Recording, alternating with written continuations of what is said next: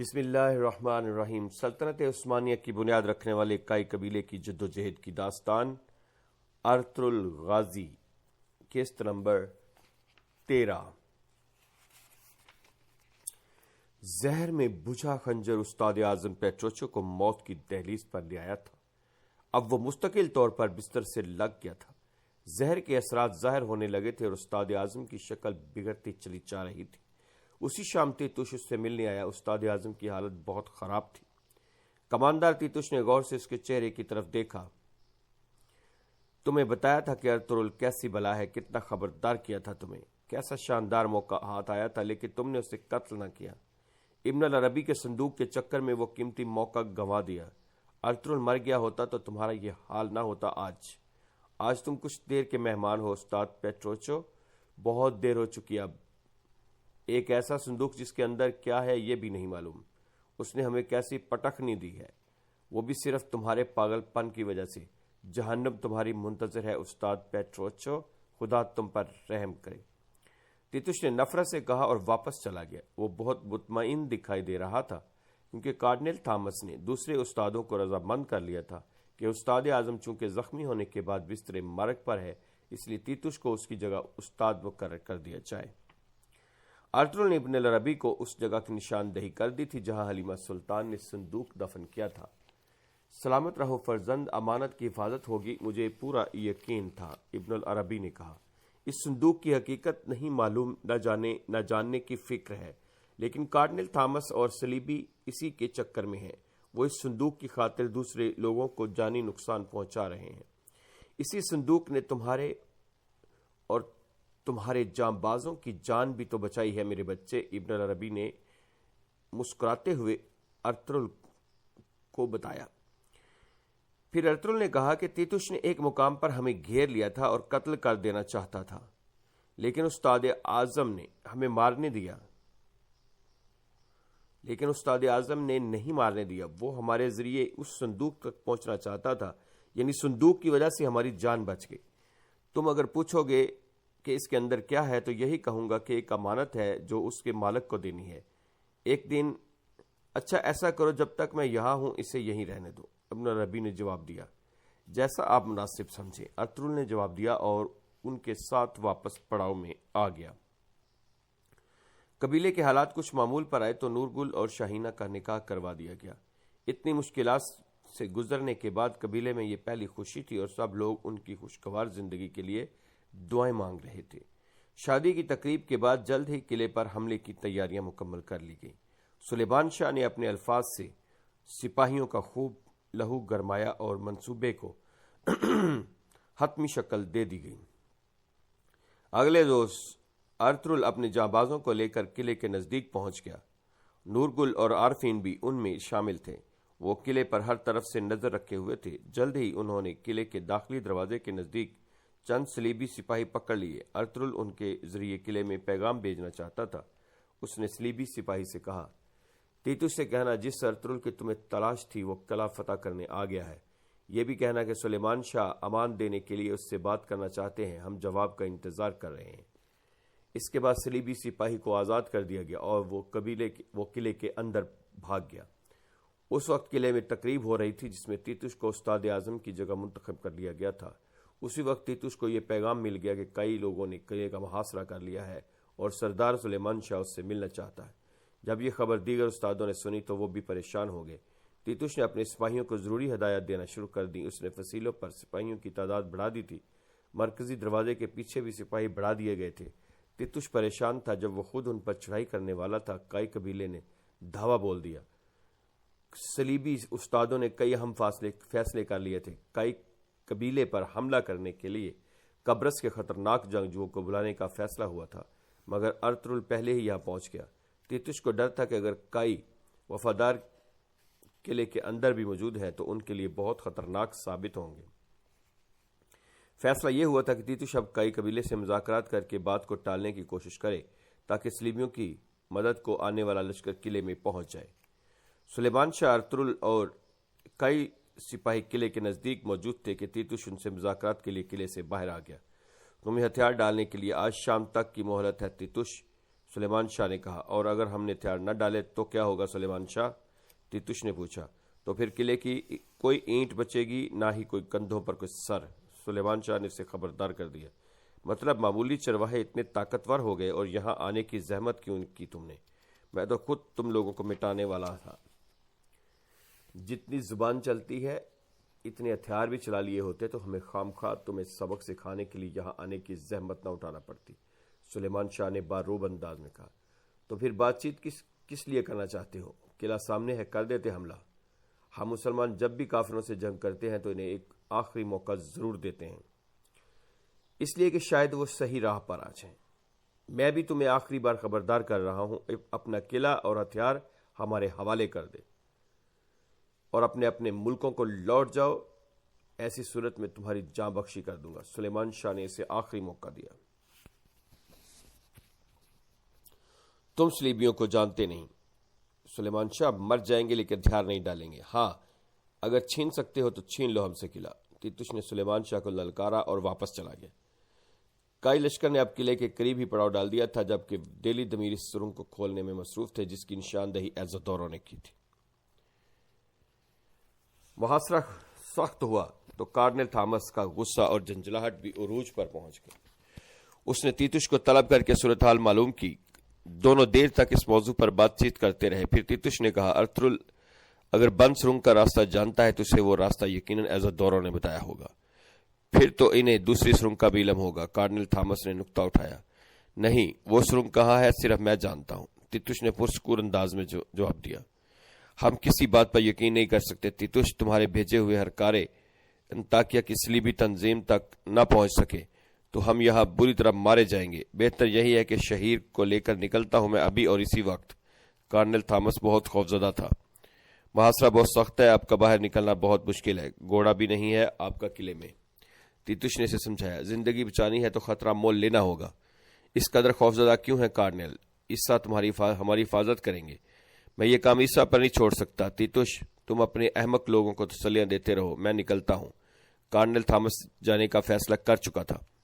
ایک ترک نے احمقوں کا ریوڑ بنا کر رکھ دیا تم سب کو۔ کارنل بڑبڑایا اور سفر کی تیاری کرنے لگا۔ ٹھیک ہے آپ جائیں، جانتا ہوں اب آپ کسی صورت یہاں رکنے والے نہیں۔ تیتوش کا لہجہ سخت ہو گیا اور وہ کارنل تھامس سے اجازت لے کر باہر چلا گیا۔ جیسے وہ قلعے کے دالان میں پہنچا، ایک گھبرایا ہوا سپاہی اسے ڈھونڈ رہا تھا۔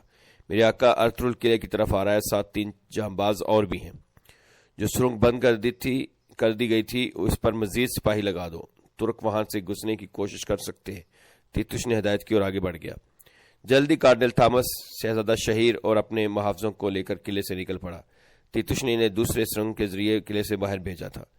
یہی وہ سرنگ تھی جس کے بارے میں خود اس کے علاوہ کوئی نہیں جانتا تھا۔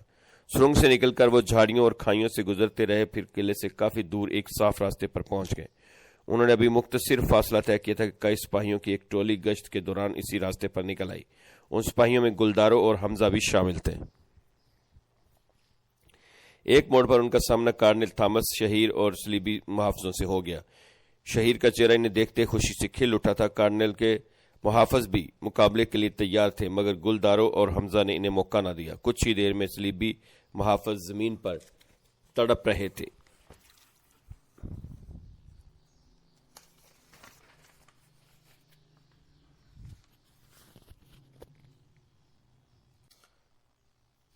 شہیر خیریت سے تھا جبکہ کارنل تھامس کو گرفتار کر لیا گیا تھا۔ ارطغرل اپنے سپاہیوں کے ہمراہ صلیبی قلعے کے قریب بھی موجود تھا کہ تیتوش بھی وہاں پہنچ گیا۔ مختصر وقفے کے بعد یہ ان کی دوسری ملاقات تھی۔ کیا چاہتے ہو ترک؟ اس نے آتے ہی پوچھا۔ صلیبی تنظیم کو لکھا گیا تمہارا مکتوب لوٹانے آیا ہوں۔ ارطغرل نے ایک مکتوب اس کی طرف اچھال دیا اور بولا، تمہارے ہرکارے مارے گئے ہیں، اب تم کہیں سے مدد نہیں منگوا سکو گے تیتوش، اور نہ فرار ہو سکو گے۔ اس قلعے کی اینٹوں سے تمہاری قبروں کے کتبے بنائیں گے ہم۔ تیتوش مکتوب لے کر بنا کچھ کہے واپس چلا گیا تو ارطغرل بھی اپنے عارضی پڑاؤ میں آ گیا جہاں سلیمان شاہ موجود تھے۔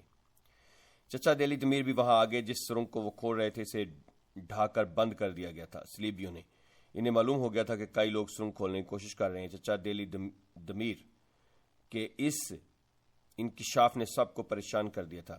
اس قلعے میں گھسنے کا کوئی راستہ تو ضرور ہوگا، ہمیں دوسری سرنگ ڈھونڈنی ہوگی فوراً، ارطغرل نے کہا۔ پریشان نہ ہو، فتح دینے والا اللہ ہی ہے، ہمارے نصیب میں فتح لکھی ہے تو دنیا کی کوئی طاقت نہیں روک سکتی۔ سلیمان شاہ نے ان کا حوصلہ بڑھایا۔ قلعے میں داخل ہونے کا راستہ مل گیا۔ آواز سنتے ہی سب نے پلٹ کر دیکھا تو گلدارو اور حمزہ شہیر کو لے کر آ رہے تھے۔ سب اسے اپنے درمیان دیکھ کر خوش ہو گئے تھے۔ شہیر دوڑ کر ارطغرل سے لپٹ گیا تھا۔ پھر گلدارو نے بتایا کہ انہوں نے کارنل تھامس سے کیسے اسے آزاد کرایا۔ کارنل کو سپاہیوں نے گرفتار کر لیا تھا، وہ اسے قیدیوں کے لیے تیار کردہ عارضی قید خانے میں لے گئے تھے۔ اس کے بعد شہیر نے انہیں ایک اہم خبر سنائی۔ دوسری سرنگ کی جگہ معلوم ہے مجھے، کارنل تھامس وہیں سے نکال کر مجھے لے جا رہا تھا۔ یہ ان سب کے لیے بہت بڑی خبر تھی۔ اب دیر کی گنجائش نہیں تھی، جلدی شہزادہ شہیر نے اس سرنگ کی نشاندہی کر دی اور کائی بہادر اس سرنگ کے ذریعے قلعے کے اندر داخل ہو گئے۔ یہ سرنگ ایک زندان میں نکلتی تھی جہاں بہت سے لوگ بے گناہ قید تھے۔ وہاں موجود صلیبی محافظوں کو قتل کر کے ان بے گناہ قیدیوں کو آزاد کرا لیا گیا تو کئی سپاہی آگے بڑھ گئے۔ جلد ہی وہ لوگ قلعے کی راہداری میں پہنچ گئے اور پھر گمسان کی لڑائی شروع ہو گئی۔ جہاں جہاں مزاحمت ہو رہی تھی، صلیبی سپاہی کئی جاں بازوں سے اپنی گردنیں کٹواتے چلے جا رہے تھے۔ قلعے کے ایک کمرے میں تیتوش اپنے استادوں کو یہاں سے بافاضت نکال دینے کی تسلیاں دے رہا تھا کہ ایک خون میں لت پت سپاہی وہاں آدم کا۔ کئی لوگ قلعے میں داخل ہو گئے میرے آقا، اس کے بمشکل منہ سے یہی نکلا۔ یہ کیسے ہو گیا؟ ایک پادری ہکلایا۔ انہوں نے دوسری سرنگ ڈھونڈ لی ہے یقیناً۔ تیتوش پریشانی کے عالم میں ہونٹ چبانے لگا۔ کارنل تھامس کو بھیج کر غلطی کی میں نے، لعنت ہو بزدل کارنل پر۔ تیتوش تیزی سے باہر بھاگ گیا۔ خوف زدہ پادری بھی وہاں سے کسی اور کمرے میں چلے گئے تھے۔ عین اسی وقت جب تیتوش قلعے کے صحن میں اپنے سپاہیوں کا حوصلہ بڑھا رہا تھا، ارطغرل اللہ اکبر کا نعرہ لگا کر میدان میں کود گیا، پھر تلواروں سے تلواریں ٹکرانے لگیں۔ کئی جاں باز تیزی سے صلیبیوں کا غرور خاک میں ملا رہے تھے۔ لڑائی جاری تھی کہ ارطغرل سیڑھیاں چڑھتا ہوا قلعے کی فصیل کی جانب بڑھا۔ وہ راستے میں آنے والے ہر صلیبی کو ٹھکانے لگاتا گیا۔ فصیل پر پہنچتے ہی ارطغرل نے صلیبی پرچم کو اتار پھینکا اور اس کی جگہ کئی پرچم لہرا دیا۔ اسی دوران بابر اور چچا دیلی دمیر نے قلعے کا دروازہ کھول دیا اور سلیمان شاہ باقی سپاہیوں کے ساتھ اندر آ گئے۔ صلیبیوں کے نزدیک ناقابل تسخیر قلعہ کئی جاں بازوں نے فتح کر لیا تھا۔ جب تیتوش نے کئی قبیلے کی فتح دیکھی تو وہ نظر بچا کر قلعے کی اندرونی عمارت میں غائب ہو گیا۔ تعاقب کے باوجود ارطغرل کے سپاہی اسے تلاش نہیں کر پائے تھے۔ قلعے کی دیواروں سے صلیب کے نشان اتار لیے گئے اور تیتوش کی تلاش جاری تھی۔ شہیر کو ارطغرل نے سلیمان شاہ کی اجازت سے قبیلے میں واپس بھیج دیا تھا۔ تلاشی کے دوران صلیبیوں کے ان استادوں کو بھی گرفتار کر لیا گیا تھا جنہوں نے خود کو ایک کمرے میں بند کر لیا تھا۔ رحم فرمائے، رحم فرمائے، موت سامنے دیکھتے ہی وہ رحم کی بھیک مانگنے لگے۔ انہیں دیکھ کر تو مجھے کردوگلو یاد آ رہا ہے، گلداروں نے ان کی حالت دیکھ کر کہا۔ جب طاقت میں ہوتے ہیں تو فرعون بن جاتے ہیں اور جب دیکھیں کہ بچ نہیں سکتے تو رحم کی بھیک مانگتے ہیں، ارطغرل نے جواب دیا۔ لے جاؤ ان بدبختوں کو، دالان میں سزا دی جائے گی انہیں۔ سلیمان شاہ نے سپاہیوں کو اشارہ کیا تو وہ انہیں ہانکتے ہوئے باہر لے گئے۔ قلعے کی تلاشی جاری تھی۔ راہداری میں پہنچ کر نورگل نے ایک دروازے کو پاؤں سے ٹھوکر ماری تو اس کے کواڑ جھٹکے سے کھل گئے۔ استاد اعظم اسی کمرے میں موجود تھا۔ نورگل کو یوں ہتھیاروں سے لیس دیکھ کر استاد اعظم کا رنگ زرد پڑ گیا تھا۔ اب کہاں بھاگے گا شیطان، چل اٹھ، جہنم میں تیرے لیے بہت جگہ خالی ہے۔ نورگل نے گردن سے پکڑ کر استاد اعظم کو جھنجھوڑا اور کھینچتا ہوا باہر لے گیا۔ زہر کے اثر سے اس کی شکل بہت ڈراؤنی ہو گئی تھی۔ نورگل اسے قلعے کے صحن میں لے آیا تھا جہاں دوسرے استاد بھی اپنی موت کے منتظر تھے۔ میرے آقا، یہ شیطان بھی حاضر ہے۔ نورگل نے اسے لا کر سردار سلیمان شاہ کے قدموں میں پھینک دیا۔ یہ فتنوں کا تاجر ہے، انطاکیہ سے حلب تک، شام سے کونیہ تک، ہر مصیبت کے پیچھے اسی بد ذات کا ہاتھ تھا۔ ارطغرل نے نفرت سے اس کی طرف دیکھا۔ کوئی نمرود کسی ابراہیم کو آگ میں نہیں جلا سکتا، کوئی بھی کنواں یوسف کو غرق نہیں کر سکتا، فرعون وقت کسی موسیٰ پر حاوی نہیں ہو سکتا۔ سلیمان شاہ نے استاد اعظم کی طرف دیکھ کر کہا، تمہیں زہر کس نے دلوایا جانتے ہو؟ کارنل تھامس نے۔ بہت حیرانی ہو رہی ہوگی سن کر، ایزادورا کو زہریلا خنجر بھی اسی نے فراہم کیا تھا اور اس وقت تمہارا کارنل تھامس ہماری قید میں ہے۔ ارطغرل نے استاد اعظم کی معلومات میں اضافہ کیا۔ زہر کے اثر سے استاد اعظم کی قوت گویائی ختم ہو چکی تھی۔ وہ کسی سوال کا جواب دینے سے قابل نہیں رہا تھا۔ تم لوگ قیامت کے دن تک ذلت کے ساتھ اندھے، بہرے اور گونگے ہو کر میدان حشر میں پیش کیے جاؤ گے اور تمہارا ٹھکانہ یقیناً جہنم ہوگا، سلیمان شاہ نے کہا۔ اس کے بعد نورگل نے استاد اعظم کو اسی چرخے کے پہیے سے باندھ دیا جس پر کبھی نورگل کو باندھ کر گھمایا جاتا تھا۔ وقت کا پہیہ بھی گھوم چکا تھا۔ اب نورگل استاد اعظم کو چرخے پر باندھ کر گھما رہا تھا اور یہ منظر وہاں موجود ہر شخص دیکھ رہا تھا۔ جب استاد اعظم سر کے بل چرخے پر لٹک رہا تھا تو نورگل نے پہیہ گھمانے سے اسے اپنا ہاتھ روک لیا اس نے سردار سلیمان شاہ کی اجازت سے اپنا کلہاڑا اٹھایا اور ایک ہی وار میں استاد اعظم کا سر گردن سے جدا کر دیا۔ اس کے فوراً بعد باقی پادریوں کو سولی پر لٹکا دیا گیا اور کئی مسلمان صلیبی قلعے پر غالب آ گئے۔ قلعے سے ایسی بہت سی دستاویز بھی قبضے میں لے لیے گئے تھے جن سے صلیبی سازشوں کو سمجھنے میں مدد مل سکتی تھی۔ اس کے علاوہ قلعے میں سونے کے انبار بھی موجود تھے۔ تیتوش کی تلاش اب بھی جاری تھی، لیکن وہ شیطان چکمہ دے کر بھاگ نکلنے میں کامیاب ہو گیا تھا۔ جاتے وقت وہ ارطغرل کے 2 سپاہی بھی شہید کر گیا تھا۔ ہم نے آزما لیا کہ ان گیدڑوں سے مقابلہ کرنا بالکل ممکن ہے۔ ہمارا ایمان اور ہماری قوت بازو بہت کافی ہیں انہیں شکست دینے کے لیے، لیکن یہ اندھیرے میں چھپ کر حملے کرتے رہیں گے۔ سلیمان شاہ نے مشکون میسر آتے ارطغرل اور گرداروں سے کہا، انہیں لگام ڈالنے کے لیے ضروری ہے کہ ہماری ایک مضبوط سلطنت ہو بابا۔ ارطغرل نے کہا، صحیح کہہ رہے فرزند، پہلے سلطنت قائم کرنا ہوگی ہمیں۔ ایوبی بری طرح بکھر چکے ہیں، سلجوق شہزادے بھی ایک دوسرے کے خون کے پیاسے ہیں۔ عالم اسلام کی کوئی مرکزی سلطنت نہیں، ہمیں پہلے ایک طاقتور حکومت کی بنیاد رکھنا ہوگی۔ سلیمان شاہ نے اس کی رائے سے اتفاق کیا۔ بابا یہ کیا کہہ رہے ہیں آپ؟ گلداروں کے لہجے میں حیرت تھی۔ بہت اچھی طرح سمجھ رہا ہوں بیٹے، ارطغرل صحیح کہہ رہا ہے، اب اپنی سلطنت قائم کرنا ہمارا اگلا ہدف ہونا چاہیے۔ سلیمان نے جواب دیا، العزیز ہمارا دوست ہے، لیکن کوئی بھی حکمران اپنے علاقے میں دوسری سلطنت قائم کرنے کی اجازت کیسے دے سکتا ہے؟ گلداروں نے سوال اٹھایا۔ اگر سلطنت قائم کرنا اللہ کو منظور ہوا تو اسی سرزمین پر اس کی بنیاد رکھیں گے ہم۔ میرا تو چل چلاؤ ہے، اس سلطنت کا خیال حقیقت بنانے کے لیے تم لوگ ہی اٹھو گے۔ قبیلے کا مستقبل اب تم دونوں کے ہاتھوں میں ہے۔ میرے بچوں، اگر مجھے کچھ ہو جائے تو ہرگز ایک دوسرے سے الگ نہ ہونا، مل کر کام کرو گے تو اپنی سلطنت بھی بنا لو گے انشاءاللہ، گلداروں نے کہا، اور سلیمان شاہ آرام کرنے کے لیے آگے بڑھ گئے۔ سلیمان شاہ کے چہرے پر زخم کی تکلیف کے آثار تھے جسے وہ مسلسل برداشت کر رہے تھے۔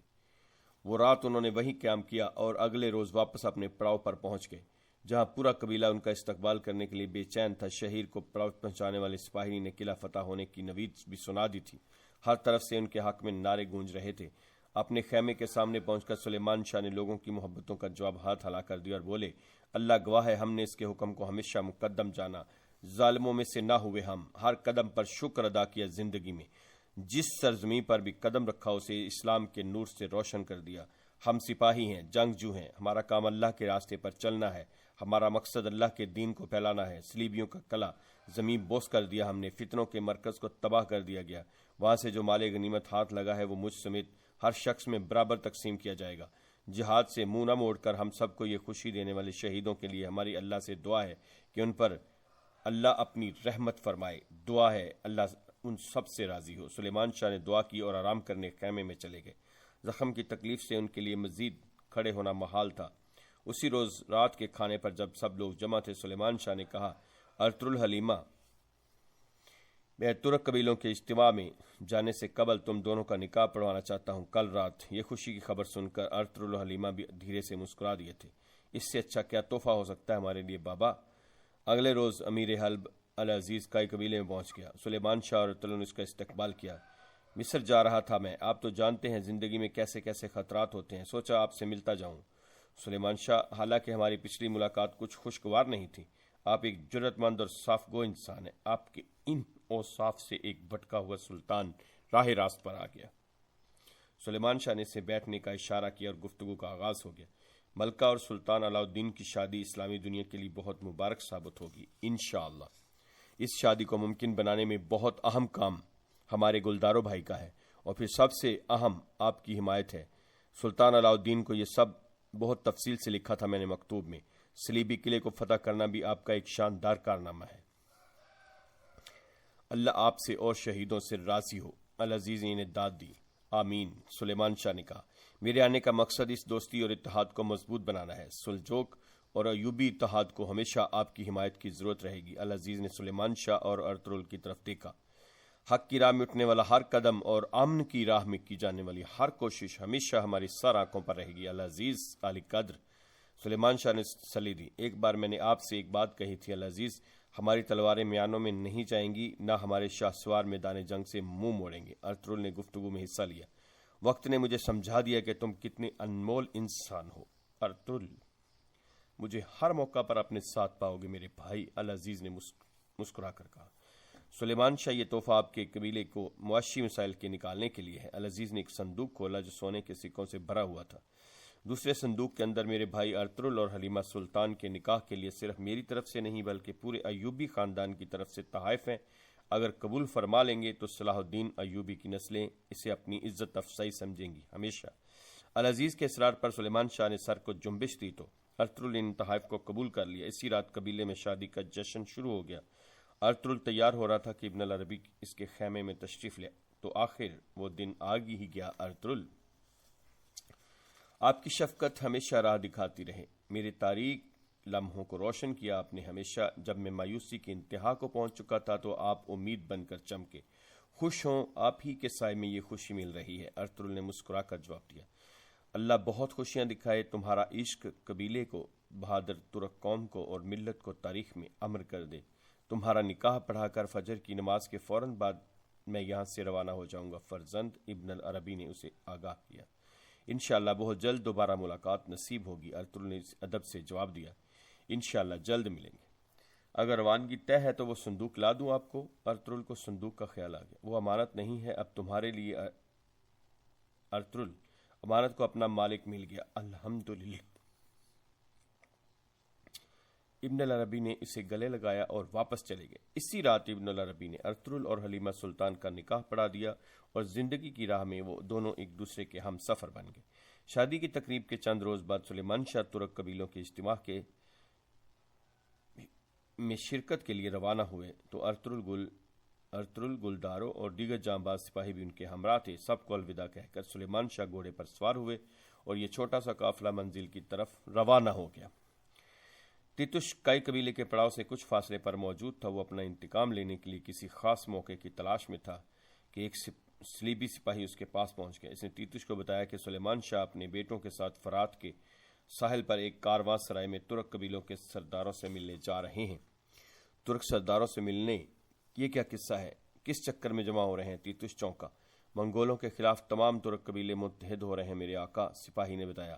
لعنت ہو ان ترکوں پر، سلجوق سلطنت سے بھی کوئی آئے گا کیا؟ اس نے دریافت کیا۔ جی میرے آقا، سلطان علاؤالدین اپنے سپہ سالار جلال الدین کو بھیج رہا ہے۔ یہ اتحاد صرف منگولوں کے خلاف نہیں بلکہ صلیبی نظریے کے خلاف بھی کام کرے گا اور ہمارے لیے بے حد خطرناک ثابت ہوگا۔ یہ مسلمان وحشی اگر ایک بار مل کر حرکت میں آنا سیکھ گئے تو ہم سب کا خاتمہ کر دیں گے اور ہم نے یہ کسی صورت نہیں ہونے دینا۔ سلیمان شاہ اور اس کے بیٹے کا کارواں سرائے نہیں پہنچنے چاہیے۔ تیتوش اس کے انکشاف پر آگ بگولا ہو گیا۔ حکم کریں مجھے کیا کرنا ہوگا میرے آقا؟ میں ارطغرل کے تعاقب میں جا رہا ہوں، تم بھی فوراً روانہ ہو جاؤ اور جلد از جلد اپنے لوگ جمع کرو۔ تیتوش نے اسے سمجھا کر واپس بھیج دیا۔ اب اس نے صلیبی جانباز سے منگوایا ہوا ترک دیہاتیوں والا لباس پہن لیا۔ جلدی صلیبی سپاہی مقررہ جگہ پہنچ گئے۔ تیتوش نے انہیں گھات لگا کر بٹھا دیا۔ اب انہیں ارطغرل اور سلیمان شاہ کا انتظار تھا جو کہ وقت گزرنے کے ساتھ ساتھ طویل ہوتا چلا جا رہا تھا۔ ارطغرل نے وہ راستہ ہی بدل لیا تھا جس پر تیتوش گھات لگائے بیٹھا تھا۔ وہ سب خیریت سے کارواں سارے پہنچ گئے تھے۔ یہاں سردار خوشنود اور دوسرے سرداروں نے ان کا پرتپاک استقبال کیا اور قلعے کی فتح پر مبارکباد دی۔ صلیبیوں کو دوبارہ متحد ہو کر لشکر تیار کرنے اور ہم پر حملہ کرنے میں اب برسوں لگ جائیں گے، سلیمان شاہ نے کہا۔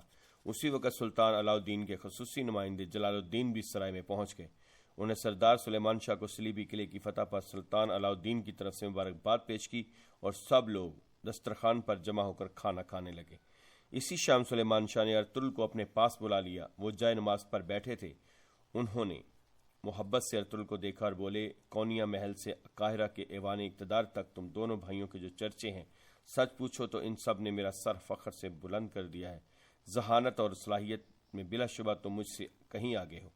سرداری اور حکمرانی کی جو سمجھ تمہیں ہے وہ گلداروں کو نہیں۔ تو بیٹا، ایسی صلاحیت کے ہوتے ہوئے ہمارا مستقبل خانہ بدوش نہیں رہ سکتا۔ ہمارے قبیلے کو اب اس سے بھی بہت آگے جانا ہے۔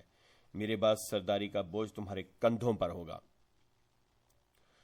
یہ آپ کیا کہہ رہے ہیں بابا؟ ارطغرل نے حیرت سے ان کی طرف دیکھا۔ تمہارا بھائی بھی یہ بات سمجھتا ہے، قبول کر لی ہے یہ حقیقت اس نے۔ تمہیں بھی خود کو اس کے لیے تیار کرنا ہے۔ یقینی طور پر اب ہم نئی ذمہ داریوں کے ساتھ قبیلے کو لوٹیں گے۔ اللہ ہمارے لیے ہر شے میں خیر رکھے، آمین بابا۔ ارطغرل نے ادب سے سر جھکا دیا تو سلیمان شاہ کی آنکھوں میں فخر دکھائی دینے لگا۔ والد سے ملاقات کے بعد ارطغرل سرائے میں ٹھہرے ہوئے اپنے ساتھیوں کے پاس آ گیا، جہاں نورگل اور بابر تیتوش کے متوقع حملے کے پیش نظر حفاظتی اقدامات کا جائزہ لینے میں مصروف تھے۔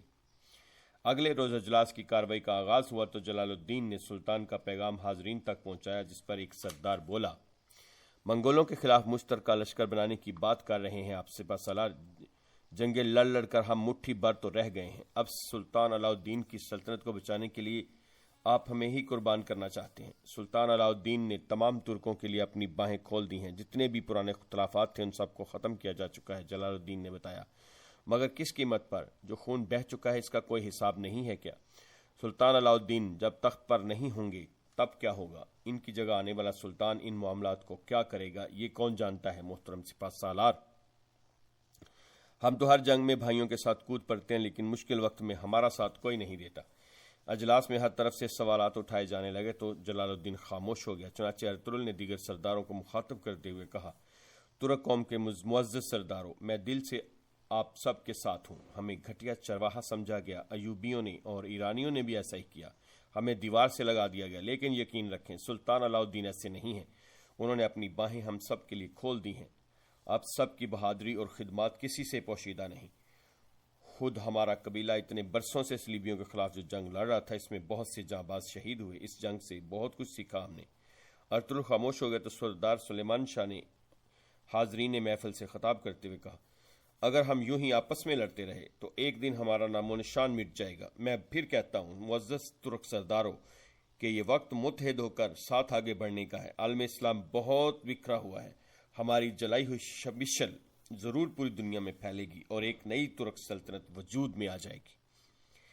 تو آئیے پھر منگولوں کے خلاف متحد ہو کر اناطولیہ میں مضبوط صف بندی کر لیں۔ سلیمان شاہ کے مختصر خطاب نے ناراض سرداروں کو بہت کچھ سوچنے پر مجبور کر دیا تھا۔ نتیجہ یہ نکلا کہ بیشتر سرداروں نے انہیں اپنی حمایت کا یقین دلا دیا۔ سلیمان شاہ، ترک قوم، آپ کا یہ احسان تاریخ میں لکھا جائے گا۔ سپہ سالار جلال الدین نے کھڑے ہو کر سلیمان شاہ کا شکریہ ادا کیا اور اجلاس برخاست ہو گیا۔ اجلاس کے بعد جب سلیمان شاہ اپنے بیٹوں کے ساتھ آرام گاہ میں پہنچے تو گلداروں نے کہا، مجھے اندازہ ہے کہ کوئی اور راستہ نہیں تھا، لیکن یوں تلواریں تان کے منگول لشکر کے سے بھیڑ جانا بھی تو حماقت ہوگی۔ اتحاد اچھی بات ہے، لیکن اگر یہ اتحاد ٹوٹ گیا تو اس وقت ہم اکیلے کہاں کھڑے ہوں گے؟ تمہارے اندیشے بے بنیاد نہیں فرزند، لیکن کئی قبیلے کی تقدیر میں یہی لکھا ہے، ہماری منزل اناطولیہ ہے، اب ہم پلٹ کر واپس نہیں جا سکتے۔ سلیمان شاہ نے اسے سمجھایا، اللہ ہمارے حق میں بہتر فرمائے۔ گلداروں نے ان کے فیصلے کے سامنے اپنا سر جھکا دیا تھا۔ اسی وقت روشان وہاں آ گیا اور اہم خبر دی، میرے آقا بھائی صحیح کہہ رہے تھے، تیتوش کارواں سرائے کے نزدیک ہی موجود ہے، وہ اپنے ساتھیوں کے ساتھ گھات لگائے بیٹھا ہے، ہم دیکھ چکے ہیں اسے۔ یہ سنتے ہی گلداروں اور ارطغرل بھی اٹھ کھڑے ہوئے اور سلیمان شاہ سے اجازت لے کر روشان کے ساتھ باہر چلے گئے۔ جلدی وہ اس مقام پر پہنچ گئے جہاں تیتوش اپنے بچے کچھ سپاہیوں کے ساتھ موجود تھا۔ جیسے گلداروں، ارطغرل اور دوسرے سپاہی وہاں پہنچے، چمکتی ہوئی تلواریں ٹکرانے سے چنگاریاں پھوٹنے لگیں۔ کماندر تیتوش اپنے گھوڑے کی طرف بڑھ رہا تھا کہ ارطغرل نے اس کا تعاقب کرتا میدان میں پہنچ گیا۔ آخر کار تمہیں موت کھینچ ہی لائی میرے پاس، ارطغرل نے جواب دیا۔ کلمہ پڑھ لو، تیتوش نے تیز لہجے میں کہا اور تلوار نکالی۔ اگلے ہی لمحے دونوں اپنی اپنی تلواریں نکالے ایک دوسرے پر ٹوٹ پڑے۔ تیتوش اور ارطغرل جواں مردی سے لڑ رہے تھے، وہ ایک دوسرے کا وار ناکام بنا کر پہ در پہ حملے کر رہے تھے۔ ارطغرل کی تلوار بجلی کی طرح کوند کر حملے کر رہی تھی، جبکہ تیتوش وقت کے ساتھ کمزور پڑتا چلا جا رہا تھا۔ ایک موقع پر ارطغرل نے ہاتھ سے ایسا وار کیا کہ تلوار تیتوش کے ہاتھ سے نکل کر دور جا گری۔ اس کی تلوار گرتے ہی ارطغرل نے بھی تلوار پھینک دی تھی۔ اب ان دونوں کے ہاتھوں میں خنجر تھے۔ تیتوش نے جیسے ہی خنجر سے حملہ کیا، ارطغرل نے وار روک کر اس کی بازو میں اپنا خنجر پیوست کر دیا۔ خنجر تیتوش کی بازو میں ترازو ہو چکا تھا، وہ کراہتا ہوا زمین پر گر گیا۔ ارطغرل نے کھینچ کر تیتوش کو کھڑا کر دیا اور تو حقارت سے بولا، کبھی نہیں جیتو گے تم صرف اپنی جان کی فکر کرو، باقی معاملات ہم خود دیکھ لیں گے۔ تمہارا آخری وقت آ گیا ہے تیتوش، تم سے یہ انتقام میرے بھائی گلداروں لیں گے۔ ارطغرل نے گلداروں کی طرف دیکھا۔ آخری فتح خداوند کی ہوگی، تیتوش نے جواب دیا، ہمیں اس میں کوئی شبہ نہیں، الحمدللہ۔ گلداروں نے کہا اور تلوار کے ایک ہی وار سے تیتوش کا کام تمام کر دیا۔ صلیبی کماندار تیتوش اپنے انجام کو پہنچ چکا تھا۔ واپسی کی تیاری ہو چکی تھی، لیکن سردار سلیمان شاہ کی طبیعت زیادہ اچھی نہیں تھی، کمر کا پھوڑا بہت پھیل چکا تھا اور ناقابل برداشت تکلیف تھی۔ بابا اگر مناسب سمجھیں تو آج کا دن سرائے میں قیام کر لیں، کل یہاں سے روانہ ہو جائیں گے۔ گلداروں نے مشورہ دیا۔ میں ٹھیک ہوں بیٹا، کچھ نہیں ہے، قبیلے میں واپس جا کر بہت سے کام نمٹانے ہیں، ہمیں گرمیاں ختم ہونے سے پہلے وہاں سے روانہ ہونا ہوگا۔ سلیمان شاہ نے جواب دیا اور سہارا لے کر گھوڑے پر سوار ہو گئے۔ سفر شروع ہوا تو وہ میدانوں، جنگلوں اور پہاڑوں کو پیچھے چھوڑتے ہوئے آگے بڑھنے لگے۔ راستہ کٹھن تھا مگر حوصلے جوان تھے۔ وہ جلد از جلد اپنے پڑاؤ پہنچنا چاہتے تھے۔ سفر جاری تھا کہ راستے میں ان کا سامنا ایک ندی سے ہو گیا۔ انہیں ندی کے شفاف پانی سے گزر کر دوسرے کنارے پہنچنا تھا۔ ارطغرل نے نور گل اور بابر کو پہلے ندی کے پار جانے کا اشارہ کیا تاکہ وہاں کی صورتحال کا جائزہ لے سکیں۔ اب سلیمان شاہ کو اپنا گھوڑا ندی میں اتارنا تھا۔ وہ بہت خاموش دکھائی دے رہے تھے۔ انہوں نے ایک نظر ارد گرد پھیلے حسین مناظر کو دیکھا اور پھر رب کا شکر ادا کرتے بولے، تیرا لاکھ لاکھ شکر ہے یا رب، اپنی خوبصورت دنیا کو دیکھنے والی آنکھ تو نے دی، ان خوبصورتیوں کو اپنے اندر جذب کرنے والا صاف دل دیا۔ تیرا شکر ہے یا مصور، تیرے راستے پر ثابت قدم رہنے والے شیر جیسے فرزند بخشے تو نے۔ تیرا لاکھ شکر ہے یا عزیز، ان بیٹوں کی ماں کے ساتھ طویل اور حسین عمر عطا کی تو نے۔ تیرا لاکھ لاکھ شکر ہے میرے مالک، لاکھ لاکھ شکر ہے۔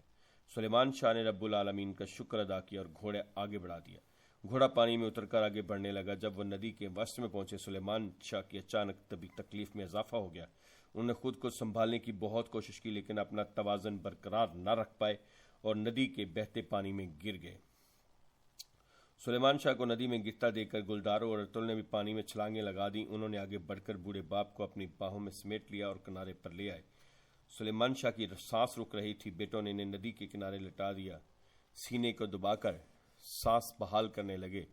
چند لمحوں بعد سلیمان شاہ نے آنکھیں کھول کر اپنے دونوں بیٹوں کی طرف دیکھا اور پھر ان کے مضبوط ہاتھ اپنے بوڑھے ہاتھوں میں تھام لیے۔ وہ کچھ دیر محبت بھری نظروں سے ان دونوں کی طرف دیکھتے رہے اور پھر دھیمے لہجے میں بولے، قبیلہ تم دونوں کے حوالے، اپنی بیویوں اور اولاد کی طرح قبیلے کی بھی ہمیشہ حفاظت کرنا، شر سے ہمیشہ ہوشیار رہنا۔ ہمارے اجداد کی نسل در نسل یہی روایت ہے کہ سلجوق سلطنت سے اتحاد کیا جائے، آپس میں مل جل کر رہنا۔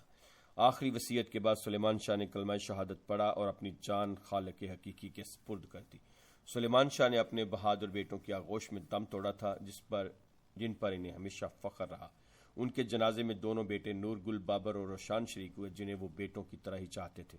ہر آنکھ اشک بار تھی، ہر دل غم زدہ تھا۔ نماز جنازہ کے بعد سلیمان شاہ کو ندی کے قریب ایک مقام پر سپرد خاک کر دیا گیا اور غم زدہ جوان بیٹے باپ کی جدائی کا دکھ سمیٹ کر اپنی منزل کی جانب روانہ ہو گئے۔ جب یہ مختصر قافلہ بنا سردار کے واپس پہنچا تو قبیلے میں کوہرام برپا ہو گیا۔ سلیمان شاہ کا گھوڑا تو آ گیا تھا مگر سوار نہیں تھا۔ حائمہ خاتون نے غم کی اس گھڑی میں بہت صبر اور ہمت کا مظاہرہ کیا۔ اس مشکل وقت میں انہوں نے خود کو ایک بہادر سردار کی بیوی کے روپ میں پیش کیا۔ غم کے بادل چھٹے تو قبیلے کے نئے سردار کے چناؤ پر بحث ہونے لگی۔ حائمہ خاتون نے جرگہ طلب کر لیا۔ پھر قبیلے کے معززین نے دیکھا کہ جس مسند پر کبھی سلیمان شاہ بیٹھا کرتے تھے، اسی مسند پر آج حائمہ خاتون براجمان تھیں۔ انہوں نے اللہ کے نام سے جرگے کی کارروائی کا آغاز کیا اور شرکاء سے مخاطب ہوئیں۔ میرے بھائیوں، بہادروں، قبیلے کے معزز بزرگوں، جرگے میں آپ کو خوش آمدید، آپ کا آنا مبارک ہو۔ ہمارے سردار سلیمان شاہ انتقال سے پہلے مجھے اپنا قائم مقام بنا گئے ہیں تاکہ ان کے بعد ہم قبیلے کی آئندہ راہ کا تعین کر سکیں۔ سلیمان شاہ نے آپ کو قائم مقام بنایا، اس سے ہمیں بہت اطمینان ہوا ہے، ورنہ ہم فوراً نئے سردار کا چناؤ کرنے کے جنجال میں پڑ جاتے۔ چچا دلی دمیر نے کہا، صحیح کہہ رہے ہو دلی دمیر، ترک قبیلوں کے حال میں ہونے والے اجلاس میں منگولوں کی اناطولیہ پر یلغار کا خطرہ ظاہر کیا گیا ہے۔ چھوٹے چھوٹے منگول جتھے اناطولیہ پر پہلے ہی ہم نے شروع کر چکے ہیں، اب ان ظلموں کے سامنے ڈٹ جانے کا وقت آ گیا ہے۔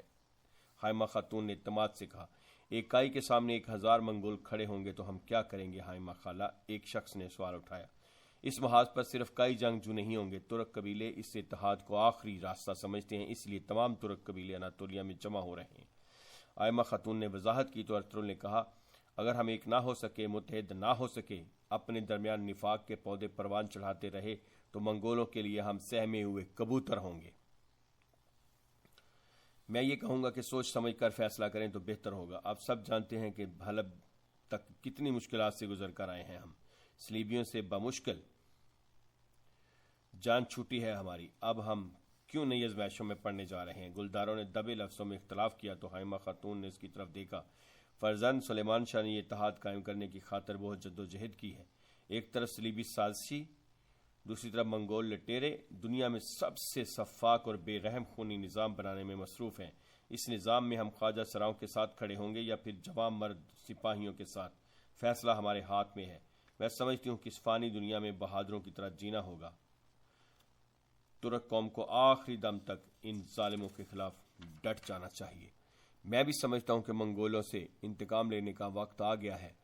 انہوں نے ہمارے بچوں کا، ہماری ماؤں بہنوں کا خون کیا ہے۔ اگر ان کے سامنے کھڑے نہیں ہوں گے تو دنیا میں کہیں سکون نہیں ہوگا۔ دہلی دمیر نے بھی حائمہ خاتون کی حمایت کر دی۔